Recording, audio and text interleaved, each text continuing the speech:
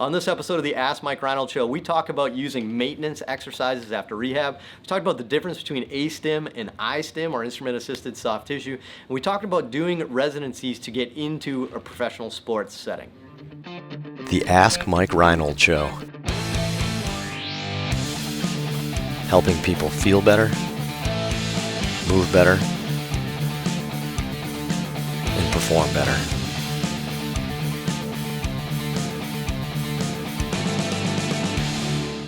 Welcome back, everybody, to the latest episode of the Ask Mike Reinold Show. We're up in Boston at Champion PT and Performance.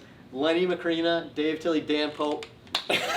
That's a good slap. Mike Scaduto in the house here, answering your questions, PT, fitness, sports performance, anything you guys want to talk about. Some amazing students. I got to talk up the students more. Amazing students here. We have Alicia Arcangelo from St. Francis. St. Francis what? University. St. Francis, too. It's like so divine. I know, right? From St. Francis. So we need a nickname. Do we have a nickname for Alicia? A-bomb. A-bomb? What? We can't have A-bomb and K-bomb. What? It's a lot of bombs. Why? A-bomb? A-bomb and K-bomb. I guess. That's kind of that's cool, gonna get actually. confusing. You think so? That sounds way too simple. Plus, there's a lot of bombs. Can't talk about bombs. Very violent. You can't say bomb on a plane. All right, so we got A-bomb and then K-bomb. We're in a Wait, clinic. Hopefully no one Wait, watches he's this on a K-bomb? plane. Oh, because we're going by the last name? Well, his last name is Hirschbaum Kirschbaum. counts. Archangel. Andrew Kirschbaum from Oakland University, which has Double A. nothing to do with California. Double A. Take it away. Who's reading the first question this one? Chase from Italy. After returning to normal physical activity after an injury, how often should you do the maintenance exercise or exercises that were given to you to help strengthen the problem areas that caused the injury? Excellent. Good job. That was a good question. Just wanna grill him. I want to see if he cracked under pressure. All right, so your post-rehab, so this could be lots of different things, right? How often do you recommend people do their exercises? Mike? I think at some point the exercises probably need to be progressed, but I would say they're probably not going to see a huge benefit from the exercise if you stop doing the exercise. So if you think rotator cuff strengthening and you're a baseball player, you stop the exercise, you're probably going to stop seeing gains in rotator cuff strength. As long as you're doing that exercise, you're probably going to see a benefit from it. And then it probably needs to be progressed over time to make it more challenging and get adaptations from that. But that's my take on it. It's kind of an interesting point you bring up, though, to be honest with you. If you think about it, right, that kind of goes to show we need to get better as a profession in general. But it goes to show is like discharging patients and just saying goodbye, right, versus like, hey, why don't you check in 3 months or 6 months or whatever. You check in 3 months and let's update your exercises. Let's just see if you need anything, right? Like, because maybe they get back to their daily lives and their activities and they change and you want to give them a new thing, right? So that was interesting. That's a good point. Anybody else have any other thoughts, Dan? All right, well, I see a lot of people who do, like, let's say a fitness activity like powerlifting or CrossFit, and they get hurt, right? So with those guys, a lot of times I'm giving them a rehab program with a specific amount of exercises, doing that somewhere between 3 and 5 times a week. It eventually turns into an exercise program. I think the big thing to keep in mind is that if something hurt them in their programming in the past or what they were doing, if you change that variable, it might be okay not to do a whole bunch of maintenance-based exercises in the future. If you have someone who has chronic pain, it chronically becomes an issue, and you keep on trying to modify the programming, then maybe for that person they need to continue going on with that exercise. So again, probably depends on the individual and what they're doing and their behaviors. That's a pretty neat perspective too. I like that. And then I guess the only thing I would add is just like, I think there's sometimes a difference between, somebody still needs to gain strength and somebody needs to maintain something. Like, maybe they need to maintain the mobility that you've achieved, or maybe their activities cause a loss of motion, so they have to maintain that, using that as an example. So I think there are some exercises that you could classify as maintenance that don't progress. And then, as Mike and Dan kind of alluded to a little bit here, is that there's probably others that you want to say, hey, this is your home program going forward. You don't need me right now. You don't need skilled therapy, but you better be trying to progress, right? And we actually do that, right? So it's funny, none of us brought it up yet, but like when we give somebody a homework, we say, here's how to progress. You're like, I want you to go up this weight, or in this week I want you to add this variation to it. So I think we technically do it. So awesome. All right, A-bomb. I'm not loving it yet. Double A. A's. I like A's. A's, which has nothing to do with Oakland University. A squared. This is getting complicated. Yeah, exactly. Jesse from Scranton. Hi, Mike. I was hoping you could explain the difference between ASTYM and IASTM. ASTYM is twice as much, and according to them is completely different and much more expensive. Please help, as I am very interested in getting one of these courses. Thanks for your time. This is a good question. And I like how you Pennsylvania people stick together, right? Didn't she say she was from Pennsylvania? Scranton. Oh, all right. Home of the office. I thought you said Pennsylvania. I don't know why I Scranton, thought that. Pennsylvania. So Scranton? there's more than one Scranton. Scranton, maybe, but I thought she said Pennsylvania. I don't know why. But I don't know why. Scranton's definitely in Pennsylvania. Yeah, it must have just made my head think Pennsylvania. I was thinking, oh, that's nice. Yeah. They're like talking to each other.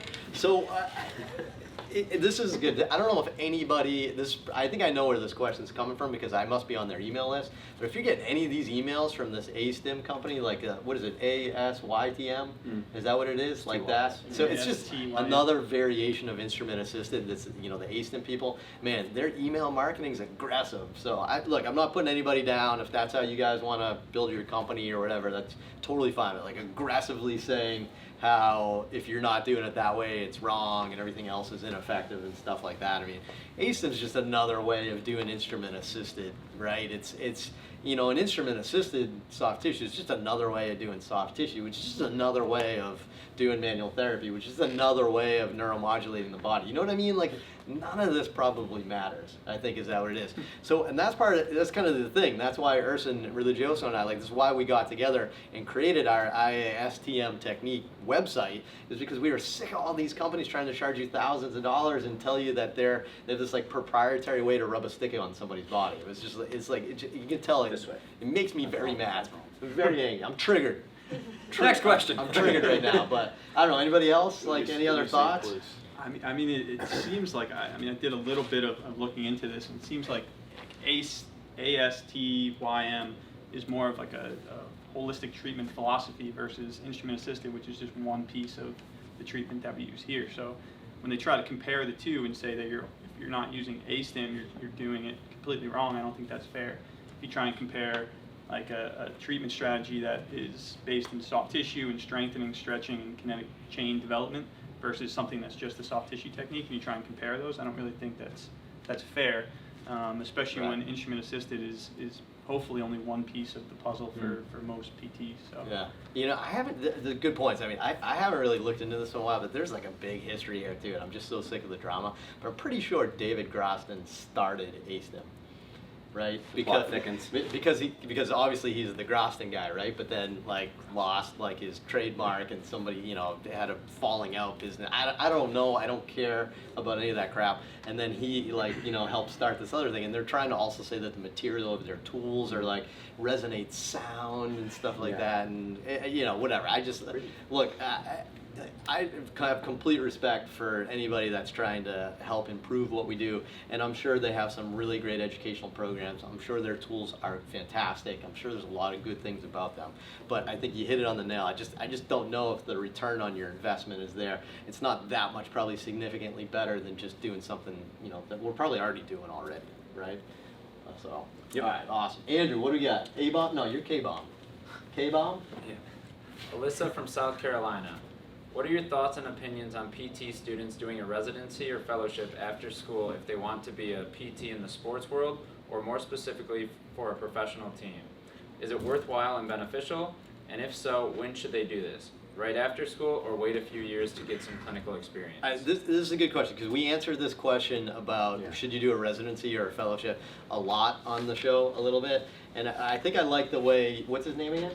Or her? Alyssa, I think I like the way you phrased this one here. So one of our first criteria we talk about if you're going to do a residency or something like that is that you have to have an end game in mind. You have to know why you're doing that, not just because you're All your overwhelmed, classmates. or your school's trying to tell you should do it, or your classmates are doing it. You shouldn't just do it without a plan. So you got to have a plan right there. So you specifically said, should you do a sports one to get in with a professional sports team? And that's what I liked about the question. And I'll tell you from my experience, and then I'm sure you guys will agree, but from my experience, I don't think the residency matters on getting in with a pro sport team unless that residency has connections with a pro sport team, right? So meaning like, if you're doing a residency with us, like in Boston or something, we don't even have one, right? You're not going to miraculously get a job with the San Francisco Giants, right? Like it's not a resume builder type thing like that. What tends to happen is there's some really good residencies out there that have connections with teams, and then you'll go do some time with that team during your residency. And then what do you think that team, when they have an opening, who do you think they're going to hire? They're going to hire some random guy off the street, or are they going to hire somebody that's done a residency in the program and has been there with them during spring training and stuff like that, right? So I know, probably quick, easy answer, Yeah. but I like the specificity of your question. I think there. also maybe consider going to ATC school, and then in that you'll get some clinical time to go work with a team or something like that. But don't go to AT school unless you really want to be in ATC and that's your main goal. Yeah. Unless that ATC school has connections Correct. with pro teams that you Right. can go with. It's not about the program or the school. It's about you getting in front of these teams. Yeah. I think that would be my answer. Yeah. Right? What do you think about waiting a couple of years after graduating PT school and practicing? You know, Does that make a difference? I don't know. Yeah, Good so question. I always kind of weigh in a little bit because one of my best friends from school, Joe Myron, did a residency when I chose to do the home study course. He did his because he wanted to be, like you said, in Jersey around teams. He loves the Giants. He was thinking about that. Like he wanted to be in the pro sports network. I, however, still wanted to coach. I wanted to research other things. I was broke, so I didn't want to go away anywhere. So like that, those were personal factors for me. Versus Joe's like, no, I'm all about pro football. I'm ready to rumble. And he's super successful, doing well in Jersey, and I'm not, failing right now. So both options were valid based on what we needed. Yeah, no. Could have again tonight, but There's multiple Debatable. ways to skin a cat. yeah, These gymnastics poor, move. These poor cats. Who skins cats? Every day. It's pretty messed They're up. doing Game of Thrones. They do. Yeah, one more of that three. That was three. What an episode. Thank you so much, everybody. Head to MikeReynolds.com, click on that podcast link, and you fill out the form to ask us questions. Be sure to head to iTunes, Spotify, anything else, and just subscribe, rate, review, anything you can do to help promote the podcast. It really helps us. We actually read those things. We talk about, the cool reviews that we see on there, and some of the funny ones, too. There's some funny ones out there. So we do appreciate it, and hopefully we'll keep doing it. So see you guys on the next episode. Thanks so much.